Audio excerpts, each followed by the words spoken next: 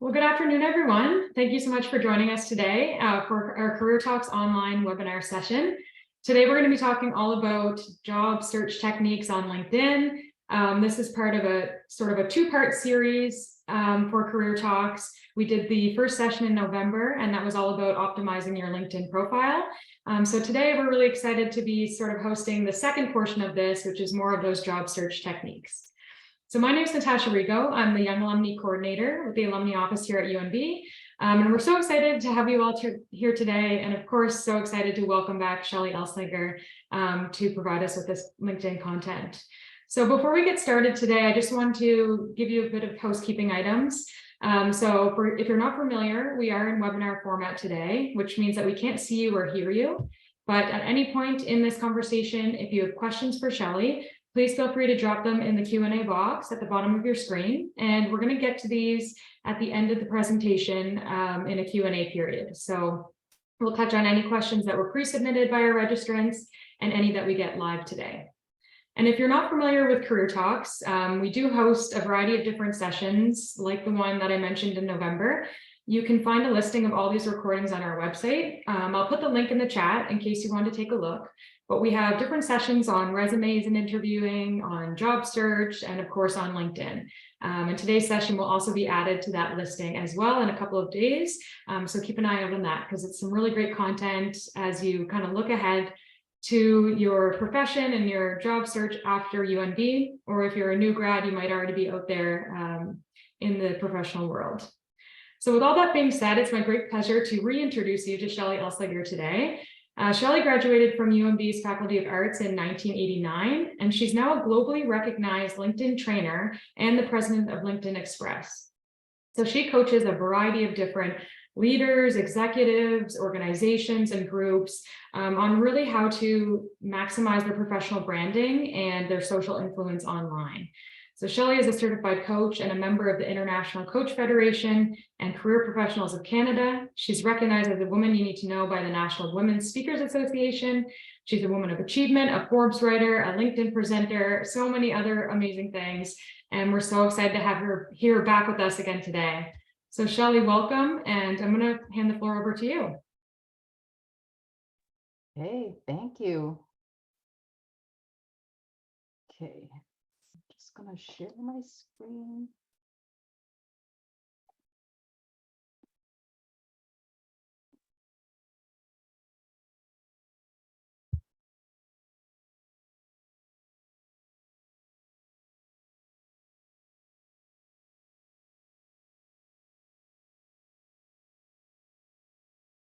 Okay. So great to be here. Thanks, Natasha, for that really nice welcome. And it's great to be back. This is LinkedIn to Win, Job Search Fundamentals, and it's a really great follow-up to the one that I did in November. So in November, I talked a lot about profile building, and because you really should have a built profile before you go into job search, because your profile is actually your hub. So everything that relates to job search on LinkedIn goes back to your hub. So everything is related. It doesn't matter if it's another page or anything like that, everything is related. So this, where we are today, is actually going to be talking about practical tips, but really going to use LinkedIn as a tool to help you get there.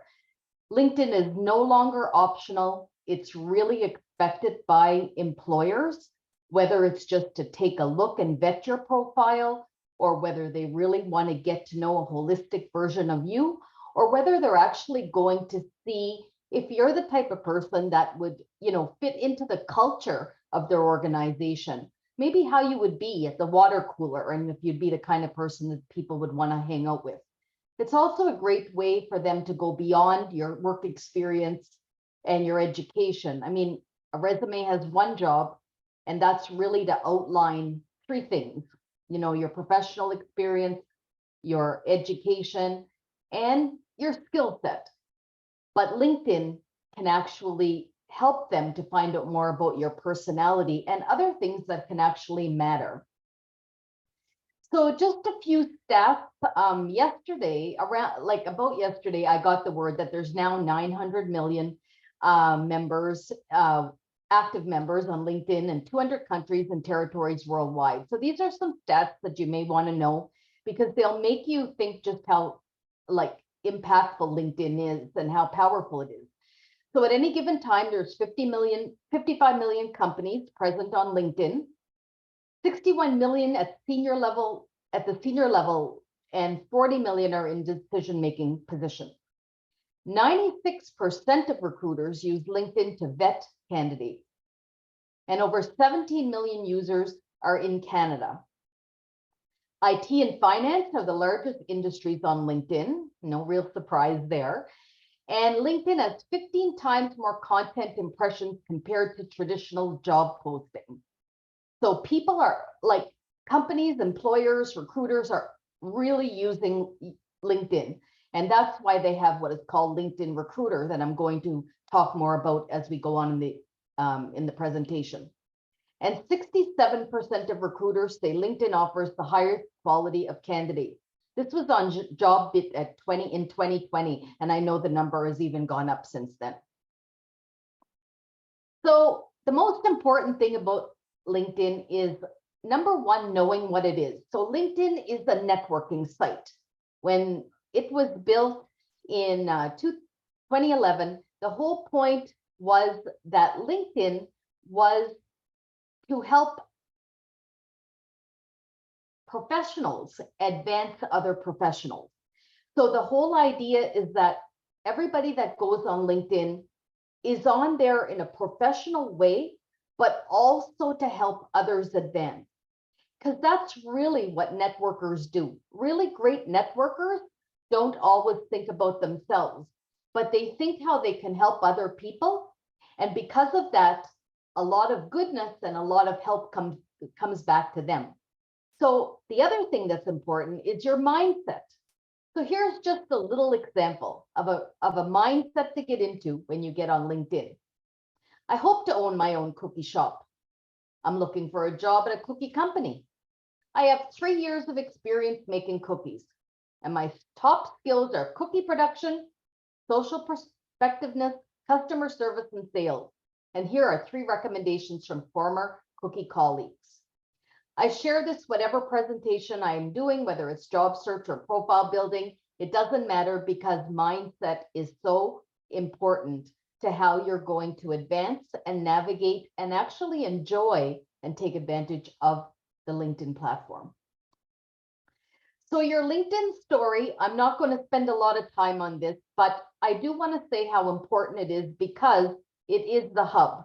So if you have the chance to go back, if you didn't take the course in the webinar in November, go back and listen to it because it is a predecessor of this one. It comes before. It actually will help you to understand LinkedIn for job search more.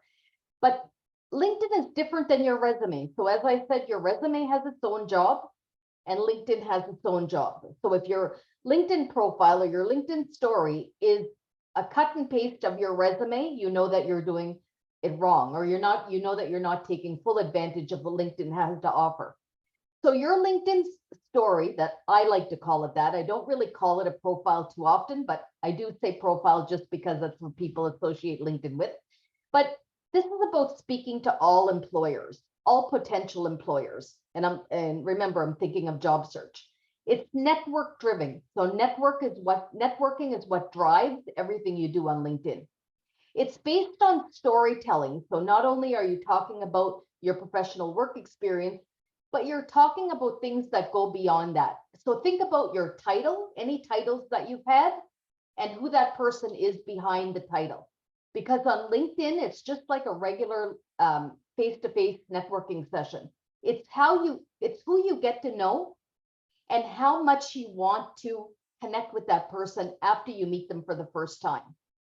So that's what you're always trying to do. You're trying to build community, not with everybody, but with people that matter.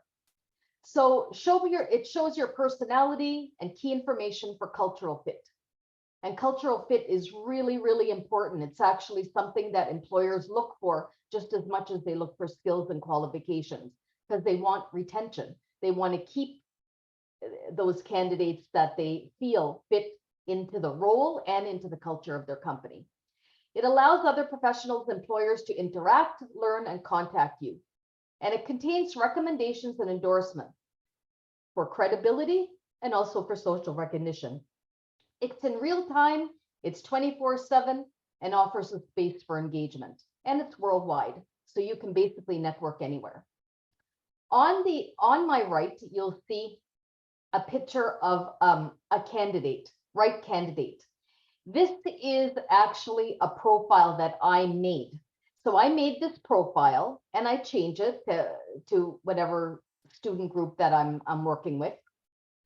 But Right Candidate has a profile, and I was given the opportunity to do that through LinkedIn. I was given the opportunity to create a profile for training purposes. So I want you to pay attention to this profile because it's actually not a real person, but she gets all kinds of offers all the time because the profile that I built actually really brings the profile to life. So even though she's not real, her profile is so good and it actually connects with recruiters, and they find her when they use LinkedIn Recruiter. And I'm going to tell you a few reasons why, and you can apply some of these techniques on your own profile. So before we do anything, if you are on LinkedIn and you are thinking about, using it for job search or building your profile, the first thing I want you to do is go to the little icon up on the right and go to your privacy settings. It's under Me, you select settings and privacy. Once you get to settings and privacy, there will be a number of different selections that you can take on the left. And I want you to go to visibility. And on visibility, the very first one is profile viewing options. So you may want to put that to anonymous. That way you can build your profile. You can check out other people's profiles. It's a networking site. There's nothing wrong with that. It's expected. You can navigate the LinkedIn. You can look at employers, recruiters, hiring managers, and they're not going to be able to see that it's you.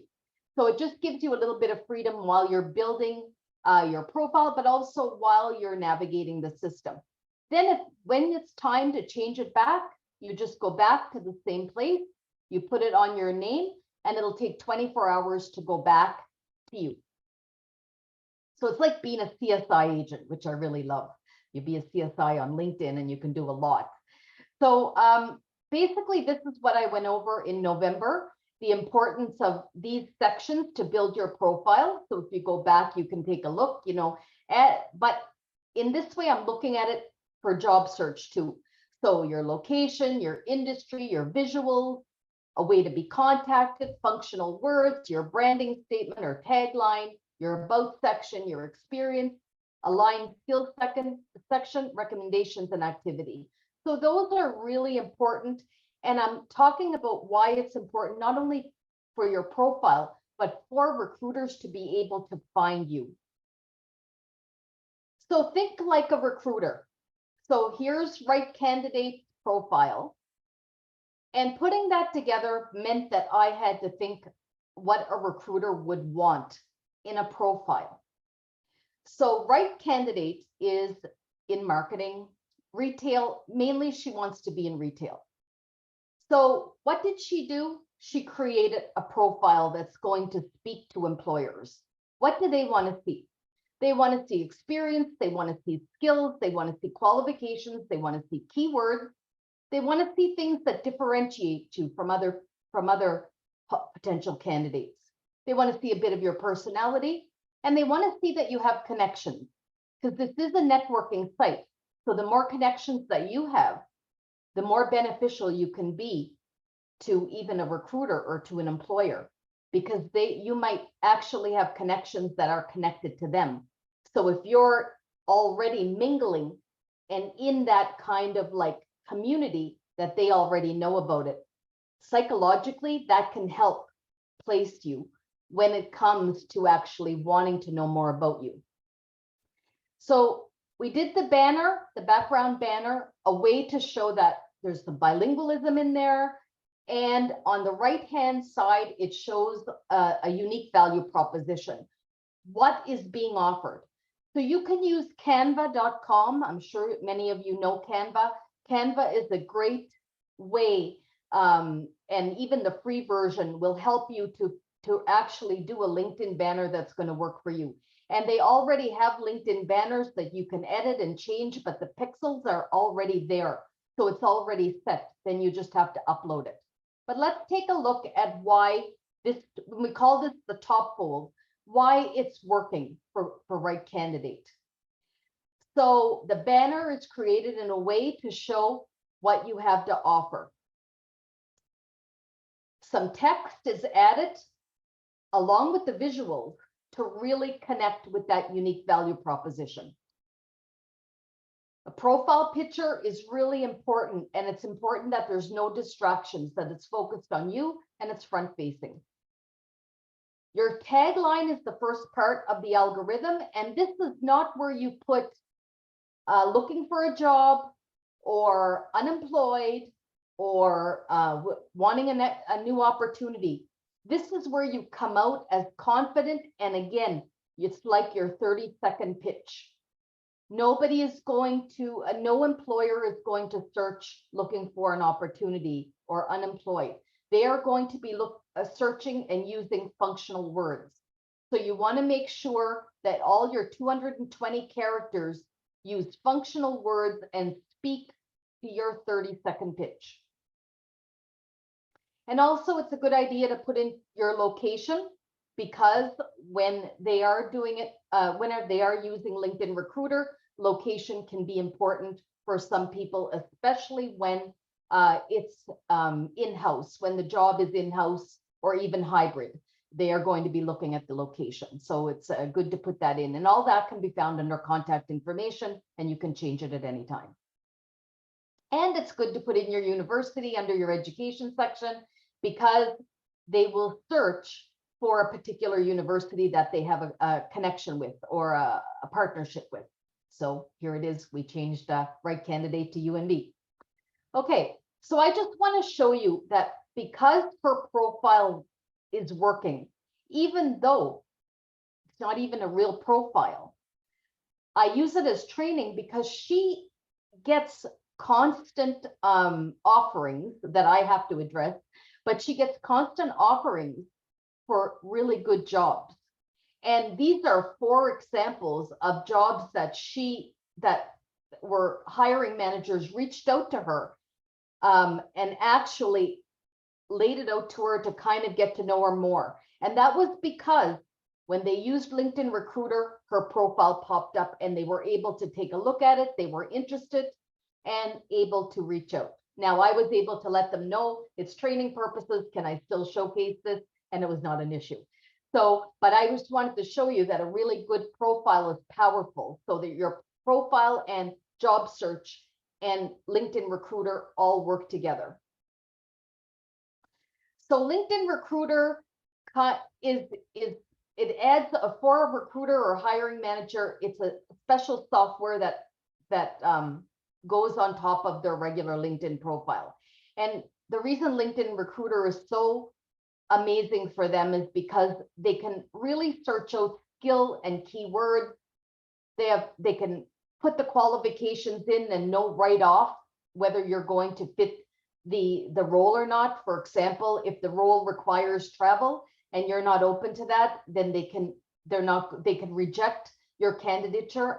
But if you do, if that's something that you're able to and you're able to travel, then they can actually put that through the pipeline. So it goes from qualifications and skills are the 2 things that are looked at most. And then they look at other things, like they can figure out, do you have connections to the company in any way?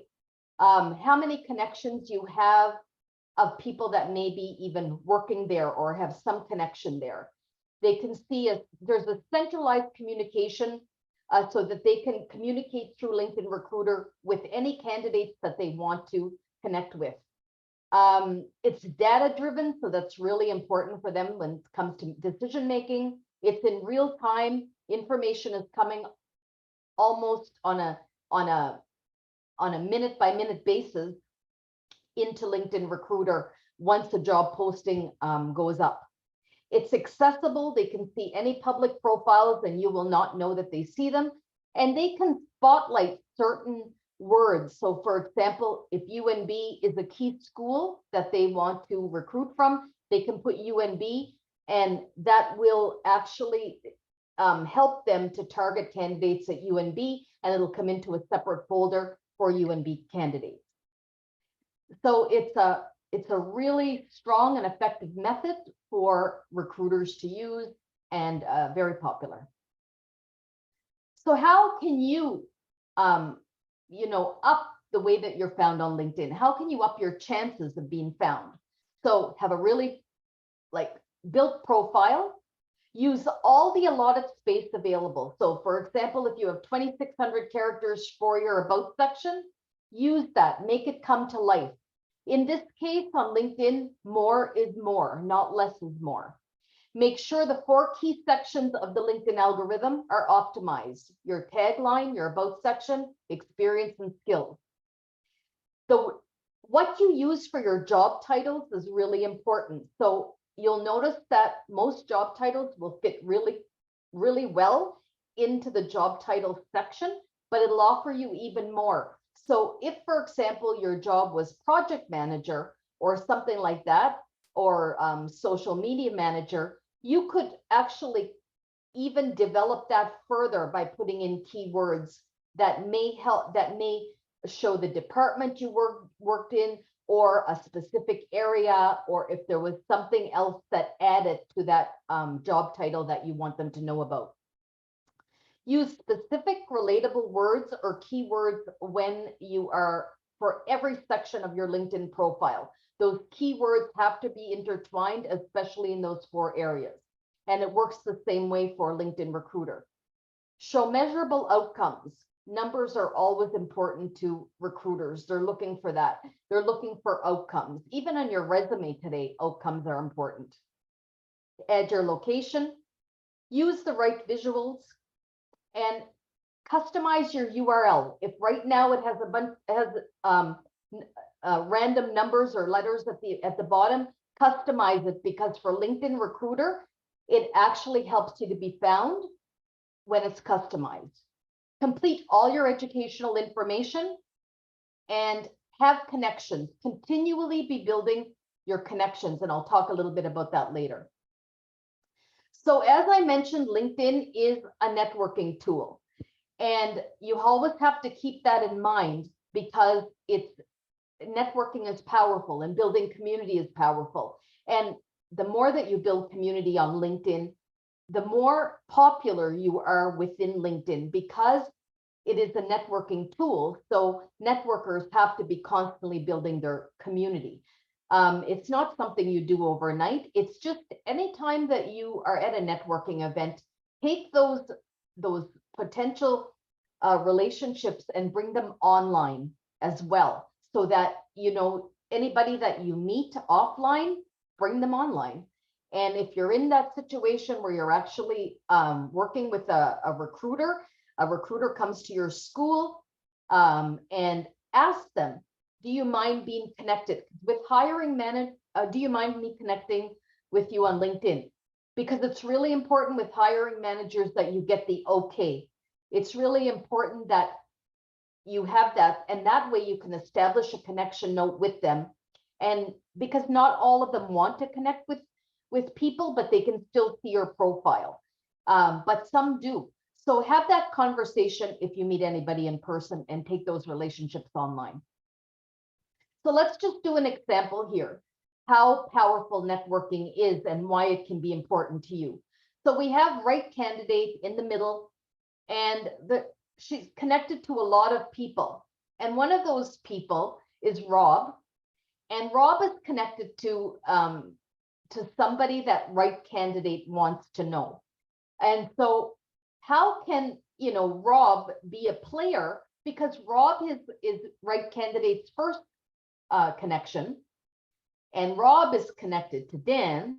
So how can Rob be influential in introducing right candidate and Dan? Or how can right candidate use Rob's influence and Rob's relationship with Dan to meet Dan. So if we take a look at, we see right candidate, we see Rob, we see Dan, and this is the power of introduction. So because there is a powerful connection between and a strong connection between right candidate and Rob, and a strong connection between Rob and Dan, right candidate can use that to send a message to Rob through when right candidate wants to reach out to reach out to Dan, she can write it in a way that shows Rob is somebody that can be influential in helping Dan realize that right candidate might be somebody he wants to get to know. So this is really important. The other thing is that Rob could have introduced Dan and right candidate. That's another way. So there are different ways that networking really comes into play here, and you can use it to your advantage. And second degree connections are the ones that are the most powerful, because if it's your first degree connections, most of the time, if they can help you, they will.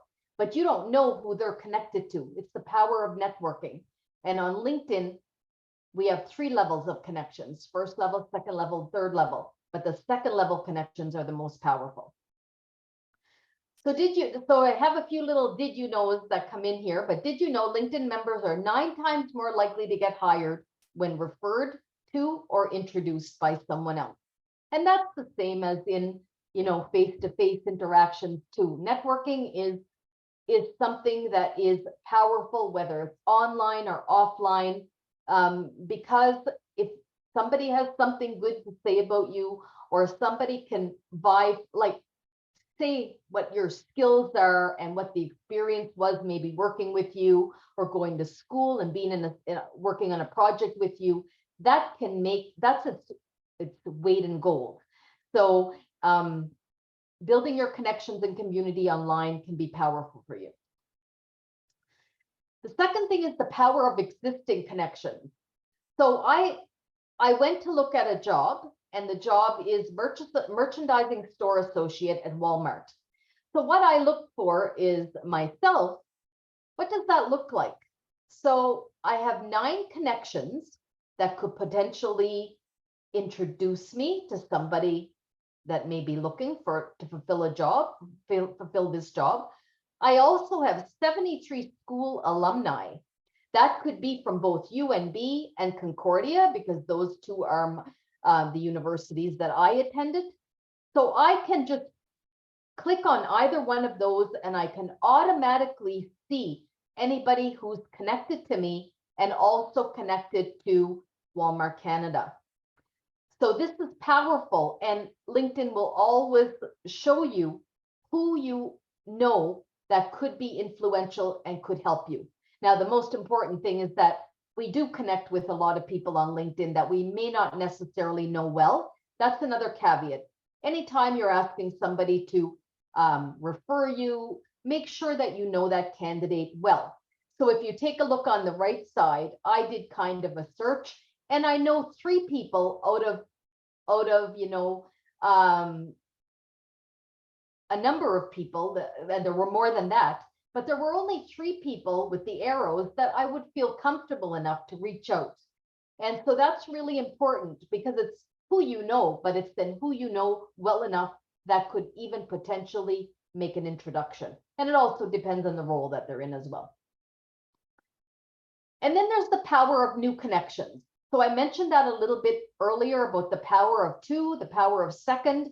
So when you're looking at new connections, there are filters on your profile that will allow you, and you can click first, second, third connections. Third is a little bit far-fetched. I normally don't go too far into third, but I definitely look to see who my second level connections are. And because I can use my first level of connection to maybe get an introduction, if that is somebody that I want to connect to. So the power of connection is really, really strong. Then there's the power in the alumni tool. So if you go to the University of New Brunswick page, you will find that first of all, you'll see that there's 3,031 employees on LinkedIn, which is nice to know. How many followers are following University of New Brunswick page. But then I decided to do a search because if, for example, I wanted to work for Irving Oil, and I'll just use Irving as an example, I can go down to that alumni page and I can basically do a search and I started by putting Irving Oil. I then went to 2018 to now, and then I want to see where they work. And so what'll happen is once you put in that information, it'll come up with the number of alumni that's associated with Irving Oil. It will bring up people that are currently working there first. It will bring up people that used to work there. And this way you can get an idea of the people from UNB, the alumni from UNB, fellow alumni, who are actually working at Irving Oil. So this tool is by far the most underutilized tool there is, but a really powerful tool, because actually when LinkedIn was first built, it was built around the power of alumni. It's grown and changed since then. But one thing that has never changed is the power of alumni, because where we went to school creates a community in itself, and it creates connection just because we all went there, including myself. So I use that as a way to develop relationships with people who are around here now, because I was away and came back to the Maritimes 2 years ago. So now I get to use this as a way to reach out to those people who are now working but are fellow alumni. And I use that as a way to connect. So you can too. And it's really powerful because UNB can bring us together.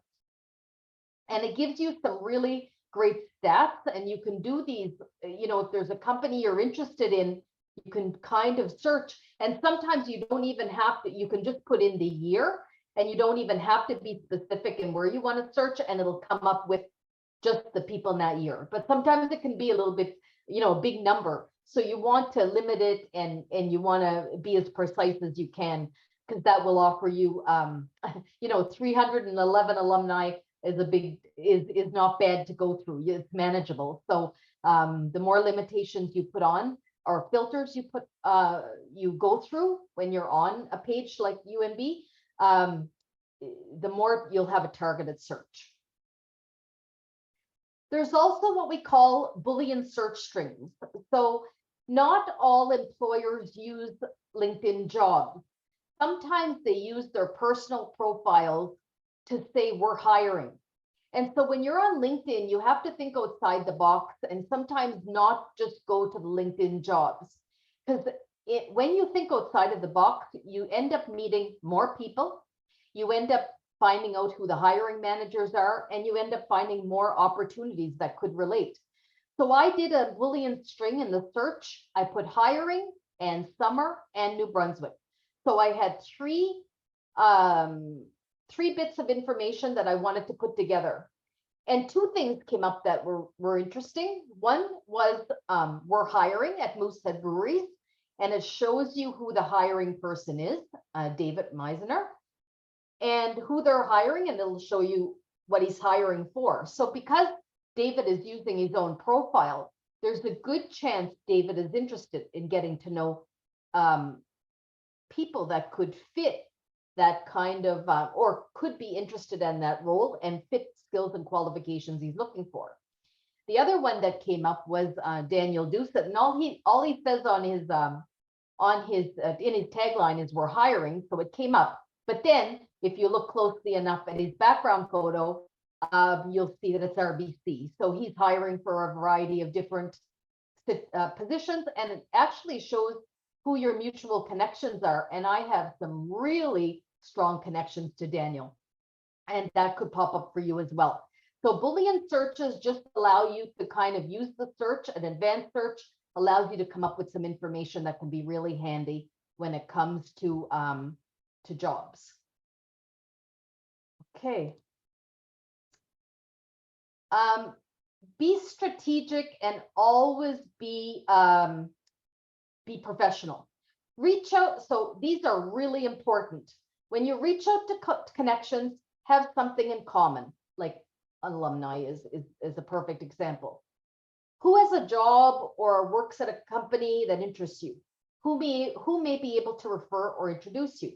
Hiring manager, if there was a previous discussion, meaning that you met them, they said yes, and it's a great way to follow up. What do you say? Who you are and your why in 300 characters. Include a message if asking to connect. On desktop, it's easy. It'll come up and say send note. And on your phone, you go to more. You don't hit connect. Don't hit connect because it'll just send a general request. Hit more and then personalize request. And you have almost 300 characters to send a note, to send a connection request. Do not use Gmail as a connection request. Gmail is used to, so for example, a job comes out, you have 75% of that job. You might have some questions. You might want to send in your resume because you have 75% more, 75% or more of what the job is asking for. So you might want to, if the person who handles that mandate is there and they put themselves out there, then you can use Gmail as a way to connect with them, but not for anything but to send them and trigger them into responding and taking a look at your profile or taking a look at the application that you sent. But do not use it for connection requests. A lot of people do, and that's why they won't read them and they won't respond to them, because it's actually a real big etiquette thing to be aware of. And what if somebody wants to connect with you and you're not sure that you want to connect with them? Again, put on your CSI hat. Go to their profile, take a look. Is there anything in common? How many people, how many common connections do you have? How many are fellow UNBers? How many are in the same industry? What about the same location? I always, for me, when I go to somebody's profile, I want them to have a picture because I'm on a networking site. I want there to be some connection as to why. If they send me a connection request, meaning that they write something, I'm usually more prone to accepting them. But I do understand that not everybody is trained, so I take that into account. But now you're being trained, so you know that the etiquette and the right thing to do is to anybody that you're connecting with on LinkedIn, send them a personal request. You will get much more, how do you say that? Your ROI will be much better, and the connections that you keep and the community that you build will be much stronger. So LinkedIn Jobs has a variety of different things associated with. So you can set your goals, you can search for jobs, you can follow company pages, check for connections that you have in common with that job posting, create search alerts, save jobs, review jobs you may be interested in, use filters, prepare your profile hub, and use job posting strategically. So what I want to say is the more that you build your hub, which is your personal profile, the more gifts LinkedIn will send you. So if your profile is not, if you're in job search or thinking about job search or using it as a job search tool, if your hub is not built in a way that tells LinkedIn that you're a candidate or a potential candidate for that job, LinkedIn will send very few opportunities your way, because LinkedIn is a connector, connecting opportunity. So if your profile is not built, indicating to LinkedIn that you're a fit, a good fit, then you will be limited on what you will receive. So for example, if I were on LinkedIn today doing a job search for career coach or LinkedIn trainer, then I'm going to get lots of opportunities sent my way because my profile is built to really focus on that. If right candidate does it, she's going to get a lot for retail, which she already does. If I go on there today and I actually put in something like engineering, and I'm looking for an engineering job, I'm going to receive very little. And the reason being is that I should not be applying for engineering jobs because my profile is not built in a way, and I do not have the skills and qualifications. So LinkedIn is very much algorithm driven. So you have to always be thinking of when you're in development mode that you want to develop it in a way that connects with the algorithm. So you have job seeking preferences. Again, this is in your privacy settings.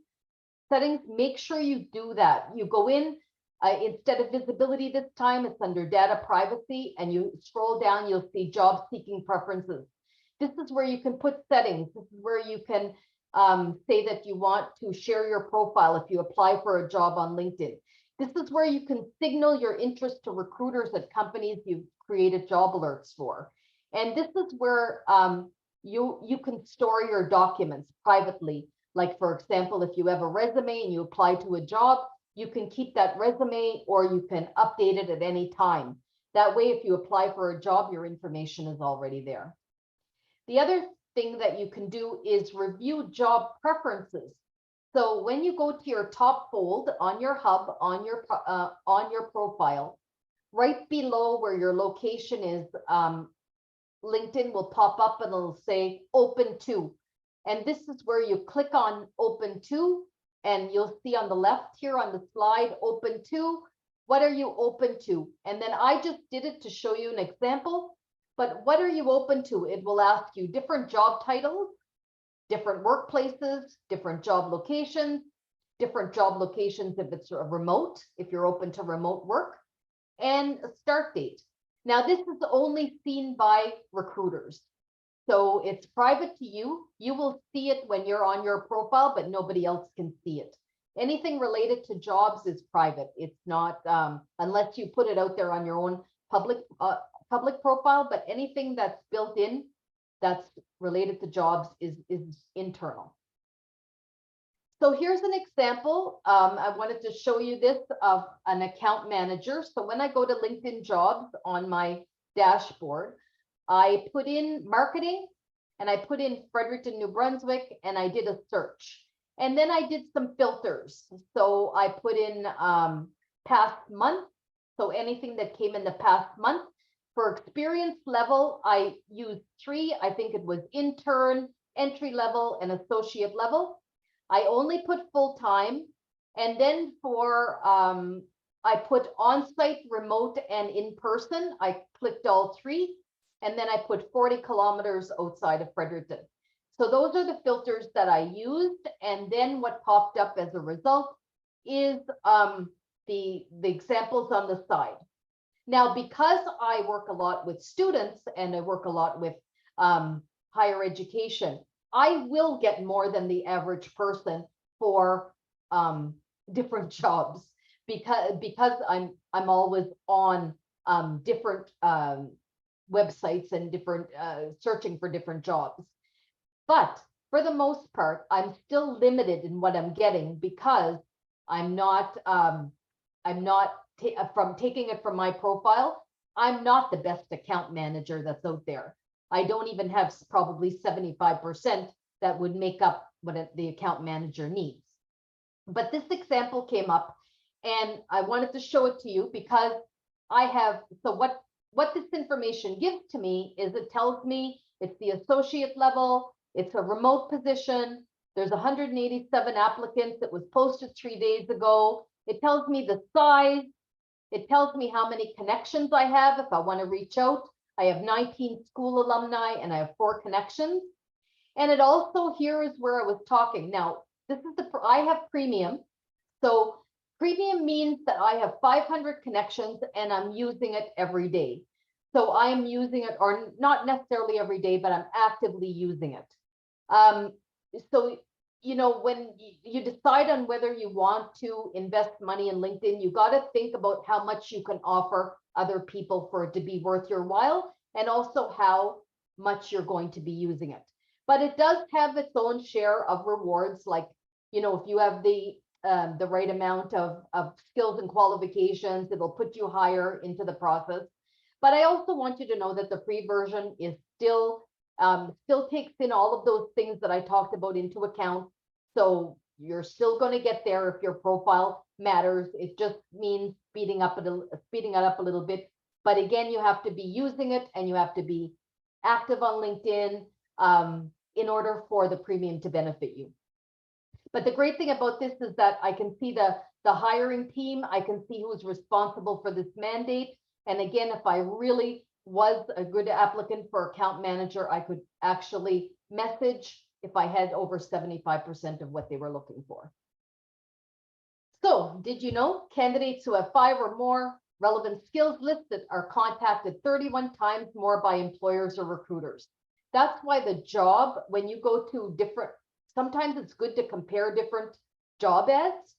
And then if you see some functional words that are used or really focused on, you can bring those to your own profile so that you connect with more jobs. And the algorithm speaks not only to the job posting, but to your profile as a potential fit.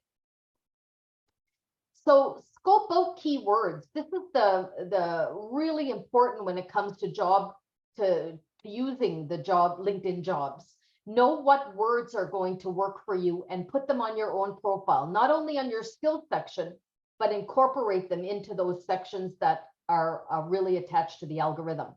There's a really cool site called tagcrowd.com. And what you can do is take the words that you go through a variety of job posting, put them in, and it'll actually come up with a word cloud of all those important words. You can save them. You can go back to your profile. You can incorporate those words into your profile. And then you're setting yourself up for success.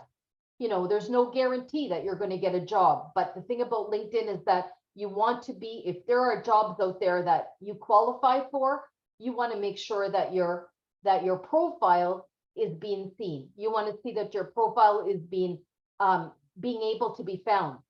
I think it's something like 67 or 68% of people who get jobs on LinkedIn get it passively, meaning that they may not even been searching for a job. I mean, you have to be an active searcher as well, but meaning that you had the right profile and somebody came in, saw that you had that right profile, saw that you had the qualifications, and basically messaged you, hoping that you might be interested in another opportunity, or at least to find out about another opportunity. And did you know applicants who apply to jobs within the first 3 days of posting are 13% more likely to be contacted? So yes, the 13%, really focusing on job postings and knowing what's out there within a 3-day span actually helps you. If you see a job that you're interested in, and you're regularly keeping an eye on those postings, and you apply within a 3-day span, it actually helps you to be seen and maybe even be contacted. So just a few things in terms of job search etiquette. Do not post your resume publicly. Yeah, a lot of people do, and it's actually you're sending your resume out publicly to anybody's on LinkedIn if it's on your profile. And there can be some really sensitive information on there that you don't want to send. A resume is actually supposed to be sent when asked for. So do not send it publicly. You can save it in the job search section if you apply for a job, and that's all private. Make sure you have 75% of the qualifications before sending an in-mail. Do not reach out to hiring managers about questions you can find answers for. Recruiters using LinkedIn Recruiter expect you to have an active and well-built profile because it's their way to find out more about you. Following companies you are applying to or interested in. Follow companies, they can see that you're following the companies, so make it part of your strategy. And also, if the company is active on their LinkedIn, you can actually, if they do a post, you can actually comment on that post. And this will allow your character to shine through, and also to show that show your interest. Do not be a LinkedIn wallflower. Show up and be active. Use LinkedIn to research. You can research your future boss, hiring manager, current employees. It'd be interesting what you can find out. You never know. Maybe they went to UNB, and that's something that you can use if it ever comes to an interview or an informational interview or even a coffee chat. Have a current resume available if asked. Use the name you use daily. So some people will change their name on LinkedIn, but it's not the name that they go by or the name that they introduce themselves in person. Make sure that you actually do use the name that you go by. Have recommendations to support social recognition. So if you go to somebody's profile, you can actually go to the more button and you can actually ask them for recommendations. But there's a section there on description.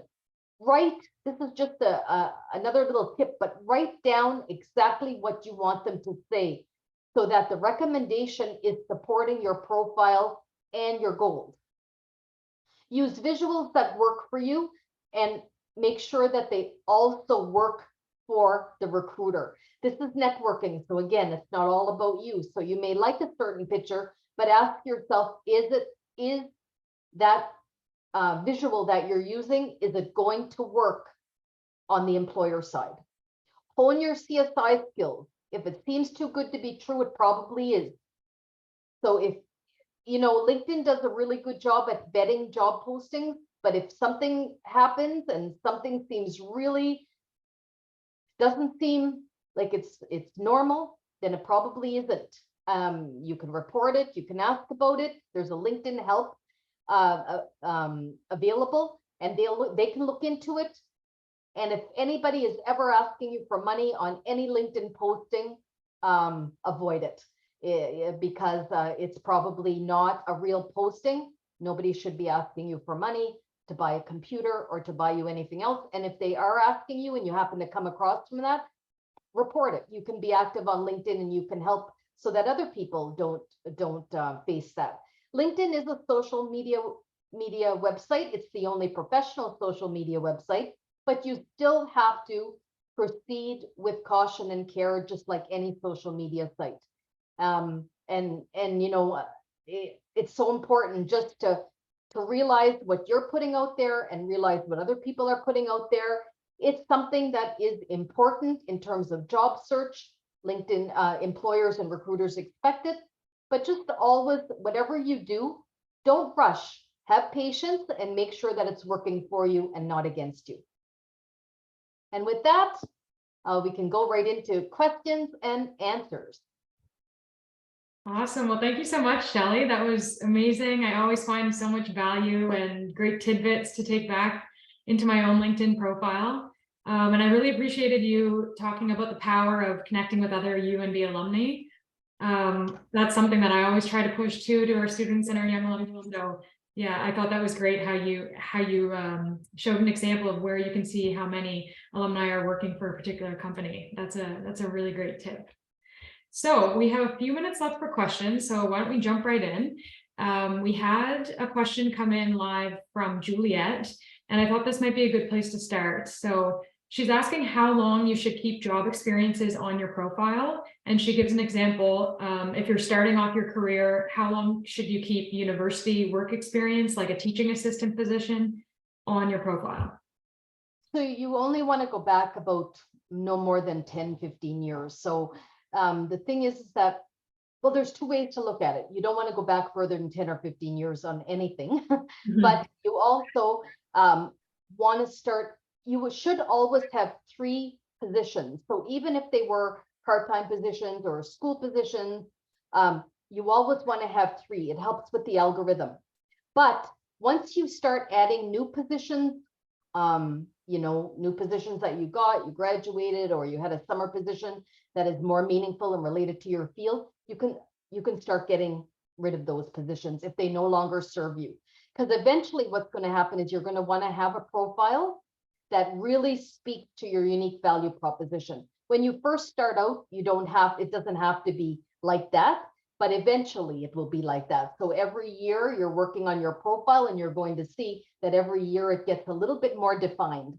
So yeah, what you always have to ask yourself all the time with LinkedIn, is it still serving me? If it isn't, then you can eliminate it. And that goes with Mhm. skills and experiences. Okay, yeah, that's great to know. I think you kind of, I guess you kind of touched on it there. Your LinkedIn profile is almost something you continuously have to maintain and to give attention to. So yeah, that's a really great tip. We had another question that was pre-submitted to us, asking about how they can find jobs specific to their specialization of their degree. And I know that's something you kind of showed in your examples, but I'm not sure if there's a little bit more you wanted to add onto that discussion. Yeah, so I mean, IT and finance make up the biggest portion of LinkedIn in terms of employers or job postings, but that's typical. But there are job postings for, I've looked for job postings from biology to marine biology to engineering to project management. So the key is to use keywords in your search, and use the LinkedIn jobs, but again, also use the search button to find out about different roles. And if you know some companies, the other thing is put those companies into, so if you put a company, I'll just give you an example. If you put a company into the search, and you do a search, what'll happen is it'll come up people related to that, companies related to that, posts related to that. So if you put in, for example, marine biology, and you do a search, it will come up, and right there, and you'll just have to scroll down. You'll find people, you'll find posts, you'll find anything related. So, that's why I talked about the Boolean search strings. And Natasha, I'm going to send you an extra, I guess, an extra resource on searching using Perfect. Boolean search. Yeah. Excellent. No, that's great. So we had another question pre-submitted to us asking, this one's a bit more specific, but they're asking if certificates from Coursera affect job positions that are being suggested to them. Do you have any input on that? So Coursera is like Udemy, and it's like LinkedIn Learning. All of these are micro credentials or micro certifications. So they do matter, especially if they're related to what you want to do. So anything on Coursera or Udemy or LinkedIn Learning that really affect how you will like perform at a job, or a skill that you might need for a job, it helps. It helps actually. Yeah, because we're in the world in 2023 of micro credentials and micro certifications. That's why LinkedIn Learning is such a, it's such a big part of LinkedIn, because we're always trying to develop specific skills to support any degree that we receive or any training that we receive. Everything matters. But again, if it relates and you know that it's going to show up and help, like when you go through job posting, you're looking at transferable skills and you're looking at direct skills that you need. So any of those type of trainings that you receive, it's going to be helpful in positioning you and showing the kind of space that you're in LinkedIn. Okay, perfect. Yeah, it sort of helps tell your story and your career goals. So we had another question about receiving, how to help their profile receive offers for a province different than the one they might be living in now. So perhaps it's a student currently living in New Brunswick, but they're looking for a job elsewhere. I know you touched on where to put in your location, but do you have to be more specific? So if you're actively looking, you can actively put in wherever you want and manage where you want to be. Okay. But if you're looking to be found passively, you can actually do a couple of things. You can go to Canada Post, you can find basically a postal code that resonates where the company or where you may want to be living and working, and you can put that into the location, because that will help employers or LinkedIn Recruiter, when they're putting that in the location part, your profile will come up if you have the skills, qualifications, and the location. The other thing is that it can also be part of your story. You can actually put that you're open to relocation and travel and That can be part of because maybe that's something that you've done before, and bring that to life and showcase that, because that can be a really good way to show that location doesn't matter to you as well, and that opens up opportunities, right? Right. There's a couple of things that you can do. You can do it more on the search side so that you can be found passively, but you can also do it as part of your story as well. Okay, great. Lots of different tips there. So we are at 1 o'clock. Just cautious of time. Shelley, was there anything else that might not be in the questions that you wanted to touch on before we wrap up today? I mean, if there's any questions, I don't mind sticking around a couple of more minutes if you think there are. Sure. That's not a problem. Okay, perfect. We actually had another one come in live. I think it speaks to what we touched on a few minutes ago. They're asking if it's good to remove unrelated job experiences, and I think you said that if it's not serving you anymore, that it makes sense to remove, but perhaps you could expand on that. So if you take a look at a job posting, if you take a look at a job that you've had, ask yourself, can that job be somehow important to the job that I'm looking for, or the job that I'm, going after? If it's not, because we all have those jobs. We all have those jobs that we've used for different purposes, but they may not be serving us any longer. Now, there may be something about that job that you want to include it because of something else. That's okay. Like, the thing is that don't get too wrapped up in how much you put there. Just think about how you can relate it so that it's important. I mean, if you can't relate it, like, for example, I'll give you an example. I'll use my own. When I first got out of university, shortly after, when I left UNB, I took on a job as an ESL teacher. And then after that, I got into the career space, the LinkedIn space. I'm not interested in teaching ESL anymore.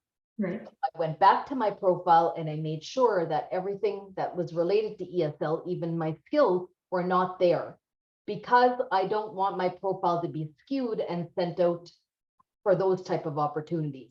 Mm-hmm. Eventually, you just have to ask yourself, does it serve me anymore, or does it? Now, when you're just getting out of university, don't worry so much of that. Everything matters, because they're just looking to see your experience, that you've been working with different organizations or companies, and you've had a wide variety of experiences. So don't worry about that too much. Just know that LinkedIn is not a destination, it's a journey. So as you move in your journey, you're going to want to, when you can and when it makes sense, take out the things that no longer serve you. Mm-hmm. Perfect. Thank you, Shelley. Just another question here was, how do we know if we're qualified? And I know you talked a lot about, if you have your qualifications that match this particular job, it'll be pushed to you. But how do we determine if we're qualified for these postings on LinkedIn? So when they're using LinkedIn, they're really focused on qualifications, and skills are the two main things at first. Mm-hmm. They're looking, when they're using LinkedIn, they're looking at a holistic version of you. They're looking to find out everything. But Right. how it works is that they have to look at the job that you're going to be doing. So the qualifications matter first. Like, are you in the right location? Are you willing to work hybrid, for example, if that's what they're planning for that position? Do you speak French if it's necessary? If it's a bilingual province and they're looking, and it's a position that requires French, that's a qualification. So for the qualifications, they usually look to see that you have those qualifications because they're necessary to move forward. The second thing would be skills. And that's why going back to any job posting is really important. You don't have to have everything, but always think of it. I always put 70% out there, because that gives you kind of a really solid, most of the time we don't have 100% of what they're looking for, but they're going to put 150% in the job posting. But if you can get 70% of that, you have a really strong foundation to go to for an application, and also for an interview, and actually for possible job success in that role. So that's what you're trying to do. So, yeah. Perfect. So I think we'll just do one more question before we wrap up, Shelley. And this particular question is just asking, what if the job that they're hoping to get into doesn't fit into sort of one of those generic job titles? And how can they filter based on their qualifications? I know you talked a lot about keywords and such.